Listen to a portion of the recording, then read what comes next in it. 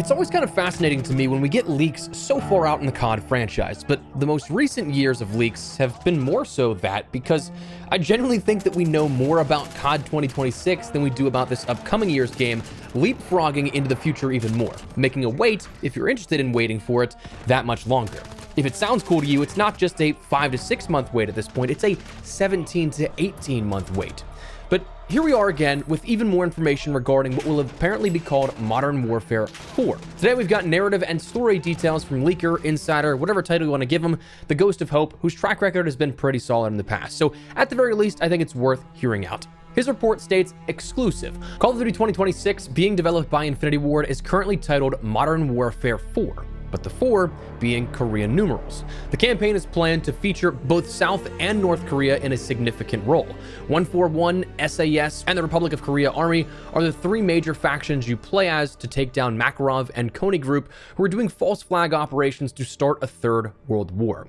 Modern Warfare 4's story will follow up on Modern Warfare 3's ending, with Shepard being killed by Price and Soap being killed by Makarov. The game is currently planned to feature some futuristic tech and weapons, but will stay mostly modern. So there's a bit more that we can break down here with this and kind of dissect point by point. The campaign is planned to feature both South Korea and North Korea in a significant role. This is a bit different from what we've heard in the past, but still enough on target. As we'll mention in a second, previously it was reported South Korea would play a role, but how large was still up for debate or interpretation with no hard stance given. Now it seems like that's almost a secondary focus to our primary of 141, SAS, and other factions that we're used to in the Modern Warfare universe. Now, the mention explicitly of 141, SAS, and the Republic of Korea Army as the 3 main factions, Kony Group and Makarov, of course, are still the big bad. And I think that's the only logical assumption that we had from the end of Modern Warfare 2 and Modern Warfare 3. We've already talked about the ending of Modern Warfare 3 and how it appeared to be just kind of a filler year as is, but this just more or less confirms it to me that it was about the growing threats of Kony Group and Makarov, but now we're starting to see that fully enacted. Modern Warfare 4's story will apparently follow up Modern Warfare 3's ending, with Shepard being killed and Soap being killed by Makarov. Now, this I actually do really like to hear. Having weight behind Shepard is something that I'm glad seems to be an alternate report on, because again, as we talked about, when story details are first leaked back in March, as we'll come back to, it wasn't something that was a huge deal. Like, it was something that kind of seemed like it was breezed off, and that felt like another fumble with a Modern Warfare 3 to me, if that were to hold up. Personally, I don't think that Soap's death needed to happen, but if it was going to be, and you had Price, the figure that you look up to in the Modern Warfare universe, going on a sort of like rather unlikely retribution hit style mission, to give that no weight or repercussions felt just really sloppy to me. Even more sloppy than how you got to that point. It's one thing if I don't agree with the sort of choices in writing leading to the ending of Modern Warfare 3, but if it was like largely forgotten by the end of Modern Warfare 3 to the start of Modern Warfare 4 in terms of that narrative lore, that just seems even worse. But glad to hear that that will have now weight and repercussions behind it. And the final point of the game currently being planned to use some futuristic tech, but mostly staying modern, this game will most likely be set in 2026. Every single game we've seen so far in the Modern Warfare universe, rebooted rather, was the current setting the game released in. Like the mission Clean House, one of the coolest missions I think in COD campaigns, was set only like 3 days after the game's launch, I think. So there was a very high probability that if you were jumping into the campaign around when the game launched, you could have been playing that mission on the day that it was actually set. So if that's the case and they continue again with 2026, that means canonically it'll be following Black Ops 2. Previous reporting mentioned that it would have to contend with the fallout of the second Cold War that was presented in the Black Ops 2 campaign, and if that's the case, that's kind of an interesting meshing of universes at that point. Obviously, we know that the universes now are indeed tied together, Warzone apparently being that through line, whether you like it or not, that's a different story for a different day. But with a rebooted Modern Warfare narrative, it fits squarely into the existing Black Ops universe. But this would be the first crossover that we've had to deal with in terms of established canon and lore, and potentially plot elements that would impact one or the other. Like, it's one thing to see Zakhaev in the Black Ops Cold War campaign, it's another one to have a setting have to deal with the Celerium worm from Black Ops 2 being out there in the wild, or the rise of Cortus D, things like that from Black Ops 2. This would be something that we have to deal with in terms of already established canon and lore. So it'll be an interesting shakeup to see how they either play into that or have to dodge it in particular. Now, beyond this, we of course do know that we've had some reporting already talked about the Modern Warfare 4 campaign. This, in some areas, does line up with other reports. Back in March, we saw details from Vondius Pog that mentioned the game will follow a similar structure to the original Modern Warfare trilogy and Modern Warfare 2019, following a split narrative between Task Force 141, SAS, Demon Dogs, and the USMC. This now seems like we can add the Korean forces into that as well, that will be then chasing down Makarov and the Inner Circle, but also, even back in March, mentioning the inclusion of South Korea, it seems like this now kind of just is corroborated a little bit further. The mention of near-futuristic tech back in March as well is a nice sign that this could hold up. If we are to believe that combination of these two reports, that could also entail other things like a New York City mission that, unlike an invasion in Modern Warfare 3 of 2011, it's more of a false flag operation that's a terrorist attack. A flashback mission perhaps taking place shortly after Modern Warfare 3, but not in present day in the upcoming game. It's also mentioned the game is going to go for many shock value moments in a darker tone. Less emphasis on 141 being hero characters and more so being the soldiers that just have to get things done and will be willing to do what it takes.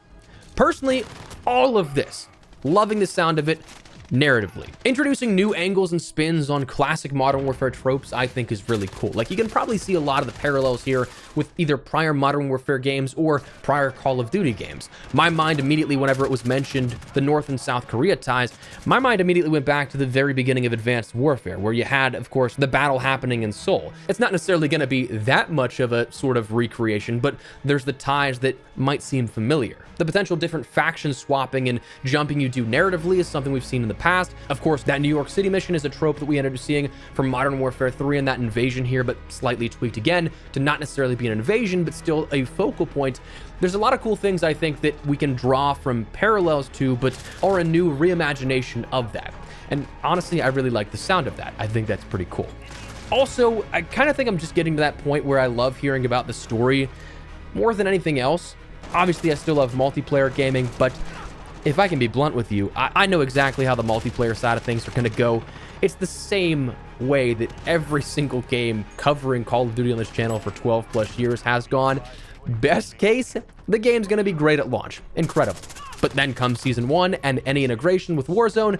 If that's still around, likely, it's probably going to be a new launch of a Warzone 3.0 or something like that. People will start to see cracks in the foundation. There might be a broken launch of something altogether, something that is done that players don't like at all. That's when the complaints start. Season over season, then we see the monetization come more front and center. Problems go by the wayside, complaints compound until we're in February, March, April, May, and all throughout the year that the sentiment is just sour around the game, and it's complaint after complaint, even 7 weeks into a season when there's plenty of other games to play and enjoy, you know, as gaming should be used for enjoyment. So story-wise, I like the sound of this, but multiplayer, that's an entirely different story for a different day that we can tackle. There will be plenty of other games to play after the sort of initial launch and reception of Modern Warfare 4. I mean, why do you think we haven't been playing or posting as much COD?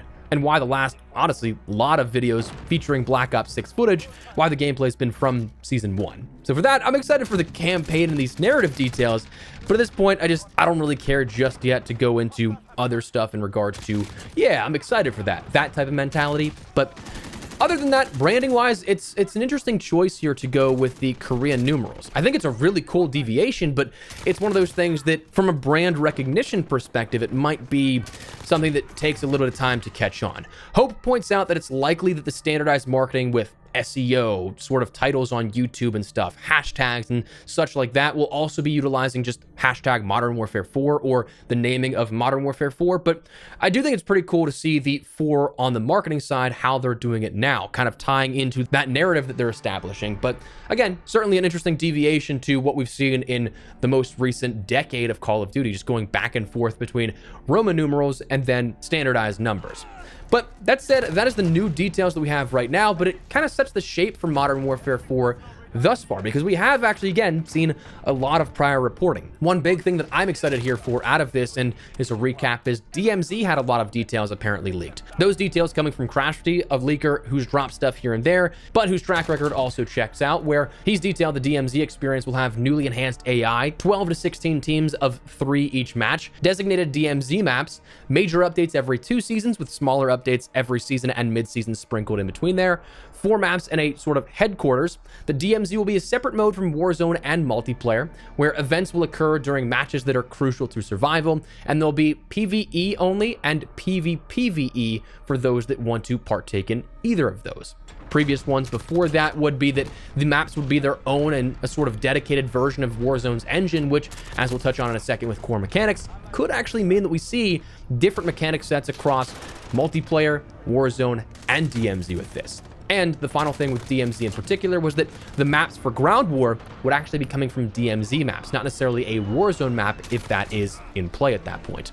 And then finally, as for core mechanics, Hope previously reported that Modern Warfare 4 does not currently have Omni movement at this point in development, though it's unclear if it will evolve to go into the future, which is kind of like the backwards thing of what we had heard first, where Modern Warfare 4 is going to utilize some Omni movement, basing it off the upcoming Black Ops 7, but for right now, it seems like that's been changed. Whatever the case, though, it wouldn't be surprising to me, again, if we saw a forked version of all 3 main modes, kind of like a multiplayer being a refined movement without Omni movement, DMZ being a more tactical and slow-paced movement mechanic nature to fit the vibe of the more milsim and tactical approach to it, and then Warzone could keep the Omni movement innovations and faster pace of play, but giving it also a unique feel for the first time compared to other COD experiences. So we know a lot about what to expect this far out by comparison. Like obviously this is just grains compared to the bucket of sand that we'd have a month out from launch of the game, but for this far out, 16 to 18 months from a game's launch, that's actually a lot of stuff to consider for COD 2026 and what will be apparently named Modern Warfare 4. So that's where we're gonna wrap it up. Just want to fill you guys in on the new and latest information for Modern Warfare 4 and Infinity Ward's next title. But for now, let me know your thoughts down below. Are you guys looking forward to COD 2026?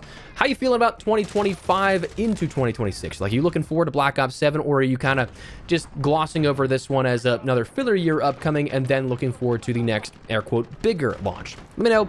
Share your thoughts. But if you guys enjoyed the video, you found it at all insightful, do me a favor and drop a like on it. And if you're new to the channel, make sure you subscribe so you don't miss a single thing regarding all things Call of Duty, Modern Warfare 4, Black Ops 7, and other FPS content I'd love to have in the community. For now, thanks so much for watching. My name is Espresso. I'll see you later. Take care and peace.